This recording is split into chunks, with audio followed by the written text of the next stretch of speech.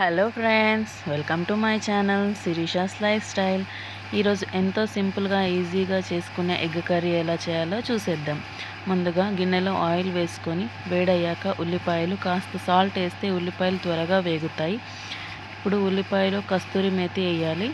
కస్తూరి మేతి ఏ కర్రీలో వేసినా చాలా టేస్టీగా ఉంటుంది. మీరు కూడా ఒకసారి ట్రై చేయండి. మీరు వాడతారో లేదో కామెంట్ సెక్షన్లో కామెంట్ చేయండి. ఉల్లిపాయలు వేగాక కాస్త అల్లం వెల్లుల్లి పేస్ట్, పసుపు, కారం వేసి బాగా కలపాలి. కలిపిన తర్వాత కొద్దిగా నీళ్లు వేసి ఉల్లిపాయలు బాగా ఉడికేంత వరకు మూత పెట్టి ఉంచాలి. ఇప్పుడు ఒక్కొక్కటిగా గుడ్లు పగలగొట్టి అందులో వేసుకోవాలి. కదలకుండా మూత పెట్టాలి. ఒక 10 నిమిషాలు అలాగే ఉంచి గుడ్లు వేటికి వాటికి విడదీయకుండా గుడ్లు కొద్దిగా తిప్పేసుకోవాలి. తిప్పేసి మరికొద్దిసేపు మూత పెట్టి ఉంచాలి. మూత పెట్టిన తర్వాత లాస్ట్లో కొత్తిమీర వేసి దించేయాలి. అంతే, ఎంతో ఇష్టమైన ఎగ్ కర్రీ రెడీ. చూసారా, మా పిల్లలు ఎంతో ఇష్టంగా తింటారు.